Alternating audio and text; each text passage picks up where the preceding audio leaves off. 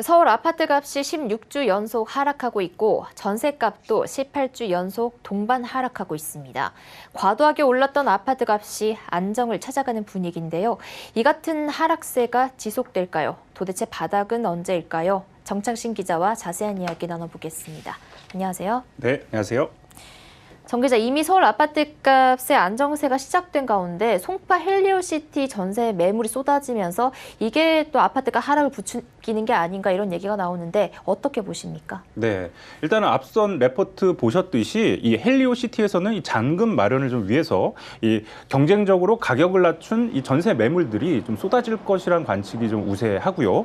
또 여기에다가 올해 강남권에서는 11,000세대가 넘는 새 아파트 입주 물량이 좀 대기 중이거든요. 자, 어디서 얼마나 나오는지 저희가 표로 좀 준비를 해봤는데, 자, 강남구에선 레미안 블레스티지 1957가구가 이미 입주를 시작을 했고요. 또 6월에 강동구에서 레미안 명일역 솔베뉴 아파트 단지가 1,900가구, 또 9월에는 고덕 그라시움 4,932가구 등 이게 다 더하면 한 11,281가구인데 이렇게 많은 물량이 좀 쏟아질 예정입니다.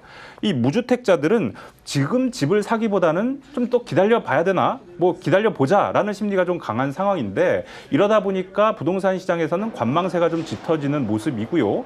또 이렇다 보니까 이 매매 수요가 좀 전세로 빠져나가면서 이게 집값을 좀 떨어뜨리는 요인으로 작용을 하고 있는 겁니다. 네, 실제 이 헬리오시티 전셋값이 좀 떨어지고 있습니까? 만약에 그렇다면은 이 세입자 입장에서는 싼 값에 이사를 할 수 있으니 좋을 텐데요. 그렇죠. 전셋값 떨어지면 세입자 입장에서는 굉장히 좋은데요. 네. 자, 우선 이 헬리오시티의 이 분양 가격을 좀 알아보기 위해서 입주자 모집 공고문을 좀 확인을 해봤는데 이 전용 면적 84제곱미터, 이 중에서도 84A 주택형의 분양 가격을 확인을 해봤더니 8억 7,540만 원이었습니다.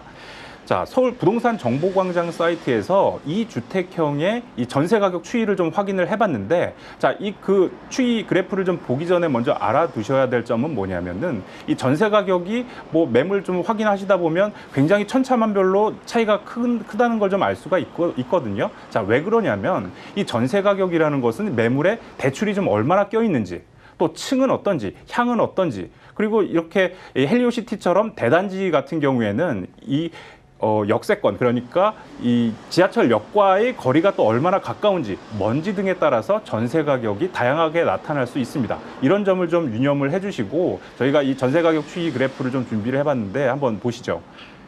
자, 지난해 5월에 이 5억 3천만 원짜리 전세 매물이 처음으로 나왔고요. 이후 9월에서 11월까지 이 전세 최고가가 8억 원 정도를 일정하게 좀 기록을 했습니다. 이때가 결론적으로 보면 가장 좀 전세 가격이 높을 때였고요. 이후 12월에 한 5천만 원 빠진 7억 5천만 원의 이 최고가 전세 기록이 좀 나왔고, 올 들어서는 1, 2월에 7억 원으로 더 떨어졌습니다. 그리고 이번 달, 그러니까 3월 달 뭐 지금 달 초긴 하지만 6억 3천만 원 정도로 전세 가격이 더 내렸는데, 자, 입주 전에 8억 원으로 이 고점을 찍었던 이 전세값이 6억 1천만 원까지 이 하락을 한 거거든요. 그러니까 1억 9천만 원 정도 떨어진 겁니다.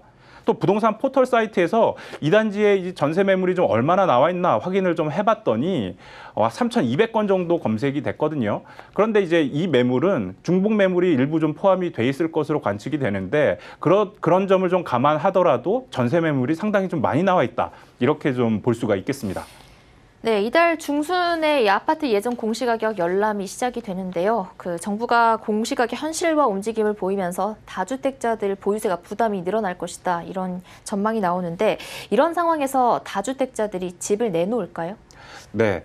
자, 정부가 오는 15일부터 다음 달 4일까지 이 아파트에 대한 예정 공시가격을 좀 열람할 수 있도록 하고 이에 대한 이의 신청을 받을 예정인데요. 이렇게 이의 신청까지 받고 나면 4월 30일에 이 아파트, 그러니까 공동주택 공시가격이 최종 결정이 납니다. 자, 정부는 지금까지 꾸준하게 이 다주택자에 대해서 살 집만 빼놓고 내다 팔아라, 아니면 임대주택 등록을 해라라는 이 입장을 좀 꾸준하게 일관되게 좀 표현해 왔거든요. 자, 이런 상황에서 지금 시가의 한 60% 수준인 아파트 공시가격을 좀 현실화할 가능성이 굉장히 높은 상황입니다. 그렇다 보면 이렇게 되다 보면 이 다주택자들, 그러니까 집을 여러 채 가진 사람 같은 경우에는 이 공시가격이 오르다 보면 세부담이 커지게 되거든요. 그러니까 보유세, 그러니까 종합부동산세나 재산세 같은 이 보유세 부담이 커지게 되고 그러다 보면 이참에 그냥 집 여러 채 갖고 있으니까 이 중에 살집 빼놓고 좀 내다 팔자, 매물로 좀 내놓자라는 심리가 좀 작용할 것으로 예상이 됩니다. 자, 시장에 매물이 많아지면 이 또한 주택 가격을 좀 떨어뜨리는 요인으로 작용할 가능성이 있습니다. 네, 그렇다면 집값 하락이 계속될 수 있겠다라는 생각이 드는데요. 그럼 이 시점에서 내 집 마련해도 좋을지 궁금하신 분들 많으실 것 같습니다. 네, 전문가들한테 물어보면 실은 그 전망에 대한 답을 하는 걸 가장 어려워하고 있습니다. 네. 뭐 바닥을 알면 그때 사면 되니까 이 무주택 이 실수요자들한테는 좀 굉장히 또 예민한 문제이면서 궁금해하는 부분이기도 한데요. 근데 일단 전문가들은 뭐 좀 관측을 하기가 매우 어려워하면서도 일단 올해는 좀 지나고 내년까지 좀 지켜보자라는 좀 전망을 하고 있습니다. 한번 들어보시죠. 서울 아파트 가격이 전반적으로 약세를 지속하고 있는 가운데 당장 4월의 아파트 공시가격 인상과 6월의 재산세 과표 인상이 예상되어 있습니다. 이러한 분위기에 따라서 집을 마련할 사람들은 아무래도 내년까지 좀 더 지켜봐야 되지 않을까 생각됩니다. 또 여기에다가 은행에서 대출을 받아서 집을 사기는 더욱 어려워진 상황인데요. 작년에 정부가 9.13 대책을 통해서 대출 규제에 나섰기 때문입니다.